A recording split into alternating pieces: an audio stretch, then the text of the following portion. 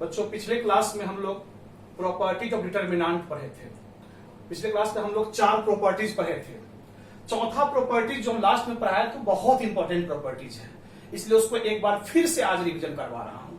चौथा प्रॉपर्टी जो लास्ट में लोग पढ़े थे वो काफी इंपॉर्टेंट था, इसलिए एक बार फिर से उसको रिवीजन करवा रहा हूं। चौथा प्रॉपर्टी फिर मैंने VVI लिख दिया है।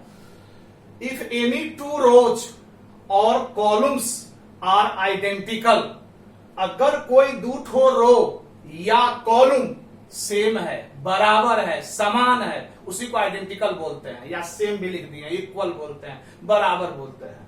The value of determinant is 0, यानी अगर कोई 2 ठो रो या कोई 2 ठो कॉलम अगर समान हो गया किसी डिटर्मिनेंट में, तो उस डिटर्मिनेंट का वैल्यू क्या हो जाता है? 0 हो जाता है। जैसे एग्जांपल दिया हूं, फर्स्ट रो हमारा ABC है और थर्ड रो भी हमारा ABC है, तो यहां पर 2 रो हम लोगों का आपस में क्या है? बराबर है। तो इस डिटर्मिनेंट को ब्रेक करने की, तोड़ने की कोई जरूरत नहीं है, इसका वैल्यू डायरेक्ट 0 हम लोग लिख देंगे, यही हमारा आंसर हुआ। या कोई 2 ठो कॉलम है, जैसे एक और एग्जांपल दिया हूं, ABC मेरा फर्स्ट कॉलम है और ABC फिर मेरा सेकेंड कॉलम भी, यानी फर्स्ट और सेकेंड कॉलम आपस में बराबर, समान है, इक्वल है, आइडेंटिकल है, इसलिए इसका भी वैल्यू क्या हो गया? 0 हो गया। तो यह प्रॉपर्टी काफी इंपॉर्टेंट है। जब भी डिटर्मिनेंट के चैप्टर में हम लोग इन करेंगे तो इस प्रॉपर्टी को सबसे पहले अपने दिमाग पर रखे रहेंगे कि कहीं किसी डिटर्मिनेंट में कोई 2 रो या कोई 2 ठो कॉलम समान है कि नहीं है। अगर समान होगा तो उस डिटर्मिनेंट को तोड़ने की कोई जरूरत नहीं है, ब्रेक करने की कोई जरूरत नहीं है, उसका वैल्यू सीधे 0 लिख देंगे। यह बहुत इंपॉर्टेंट प्रॉपर्टी था, पिछले क्लास में भी हम रिपीट किए थे, आज भी मैं रिपीट कर रहा हूं। यहां तक तो समझने में कोई दिक्कत नहीं। अब जरा इससे हम लोग और आगे बढ़े।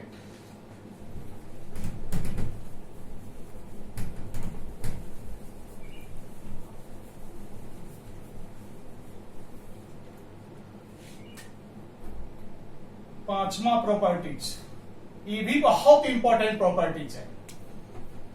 क्या है? देखो ध्यान से, if all the elements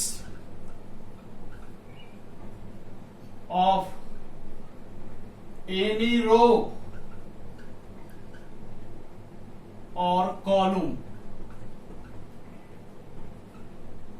are 0, then the value of determinant is 0.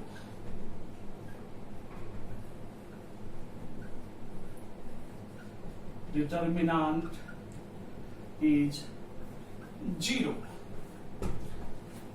लिखे हैं, if all the elements of any row or column, किसी भी रो या कॉलम का प्रत्येक एलिमेंट अगर 0 हो जाए, 0 रहे, कोई भी एक रो का या कोई भी एक कॉलम का प्रत्येक एलिमेंट अगर तुमको 0 दिखाई पड़ जाए तो उसको भी ब्रेक करने की कोई जरूरत नहीं है, उसका वैल्यू 0 होता है। यही हमारा कहना है पांचवा प्रॉपर्टीज का। जैसे एग्जांपल में देखो, 0 0 0 ABC और DEF, ऐसा कोई डिटर्मिनेंट हमको मिल गया। अब इस डिटर्मिनेंट पर हम क्या देख रहे हैं कि पहला रो का प्रत्येक एलिमेंट क्या है? 0 है। तो यही हमारा कहना है कि कोई भी एक रो या कोई भी एक कॉलम का प्रत्येक एलिमेंट अगर 0 हो गया तो उस डिटर्मिनेंट का वैल्यू 0 हो जाता है। यही हमारा आंसर होगा। और यह क्यों हो जाता है ये भी तुम लोग समझ गया होगा, ब्रेकिंग तो पढ़ चुके हो, क्योंकि इस डिटर्मिनेंट को हम फर्स्ट रो से तोड़ेंगे। तो फर्स्ट रो से तोड़ेंगे तो 0 इंटू कुछ तो 0, फिर -0 इंटू कुछ तो 0, और फिर +0 इंटू कुछ तो 0, तो 0 इंटू 0, 0 इंटू 0 +0, ऑल आर 0, सब हो गया हीरो। बात समझ में आ गया? तो इसलिए फर्स्ट रो का प्रत्येक एलिमेंट, फर्स्ट रो का प्रत्येक एलिमेंट क्या है? 0 है, इसीलिए इस डिटर्मिनेंट का वैल्यू क्या हो गया? 0 हो गया।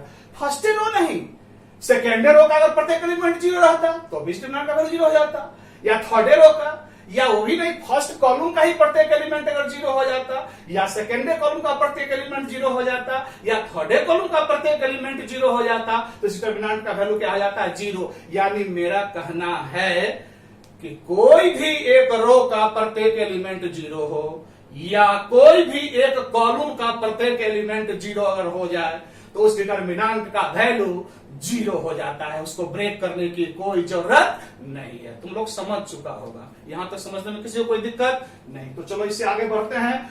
हम लोग अभी तक पढ़ लिए 5 प्रॉपर्टी, अब हम लोग 6ठे प्रॉपर्टी मीन करने जा रहे हैं। यहां तक समझने में किसी को दिक्कत नहीं। तो आइए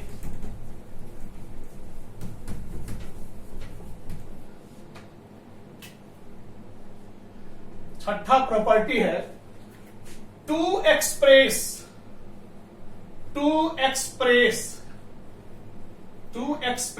ए डिटर्मिनेंट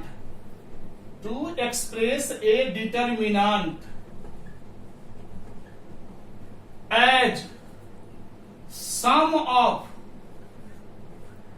two determinant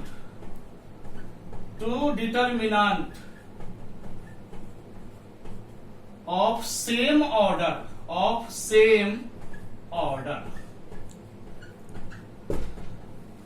देखो हमने क्या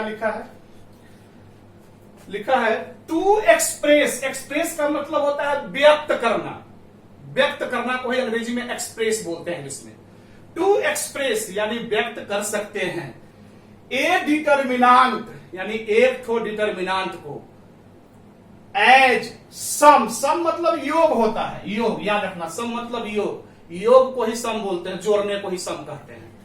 तो टू एक्सप्रेस यानी व्यक्त कर सकते हैं ए डिटर्मिनेंट यानी एक डिटर्मिनेंट को as sum of two determinant यानी एक डिटर्मिनेंट को दो डिटर्मिनेंट के योग के रूप में, एडिशन के रूप में व्यक्त कर सकते हैं ऑफ सेम ऑर्डर। और ऑर्डर सबका क्या होगा? सेम होगा। यानी मेरा कहना है कि एक डिटर्मिनेंट को हम चाहे तो एक से ज्यादा डिटर्मिनेंट के रूप में हम लोग व्यक्त कर सकते हैं सम के रूप में, और सबका ऑर्डर जो होगा वो समान होगा। एक एग्जांपल दूंगा तो और ज्यादा क्लियर हो जाएगा। जैसे देखो a plus B C plus D E plus F G H I P M N, मान लो डिटर्मिनेंट है थर्ड ऑर्डर का। इसमें पहला कॉलम है A plus B C plus D E plus F, दूसरा कॉलम है जी एच आई और तीसरा कॉलम है पी एम एन। इस डिटर्मिनेंट को हम दो डिटर्मिनेंट के रूप में व्यक्त कर सकते हैं, एक्सप्रेस कर सकते हैं ऐसे, is equal to A C E G H I और पी एम एन, और बीच में कौन सा साइन है? प्लस का, तो यहां हम प्लस दे दिए ऐसे। और फिर हमारा B D F G H I और पी एम और एन। तो ध्यान से देखना, यह थर्ड ऑर्डर का डिटर्मिनेंट था। इसको हमने दो डिटर्मिनेंट के सम के रूप में व्यक्त कर दिए, योग के रूप में, प्लस के रूप में हमने व्यक्त कर दिया। ये भी थर्ड ऑर्डर का है, ए भी थर्ड ऑर्डर का है और ए भी थर्ड ऑर्डर का है। यहां तो समझने में वही हम लिखे हैं कि एक डिटर्मिनेंट को हम चाहे तो एक से ज्यादा डिटर्मिनेंट के योग के रूप में हम लोग व्यक्त कर सकते हैं, सम के रूप में हम लोग व्यक्त कर सकते हैं। यहां प्लस का साइन था इसलिए बीच में हमने प्लस का साइन डाल दिया। अगर यहां माइनस का साइन आता तो बीच में हम माइनस का साइन डाल देते।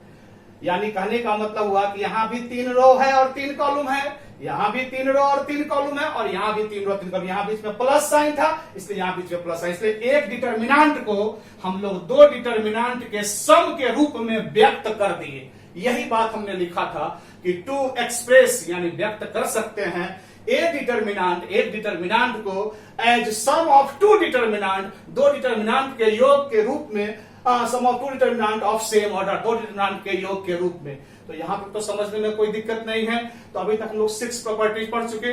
अब एक और लास्ट प्रॉपर्टीज है, 7th प्रॉपर्टीज, जो हम लोग अगले क्लास में पढ़ेंगे।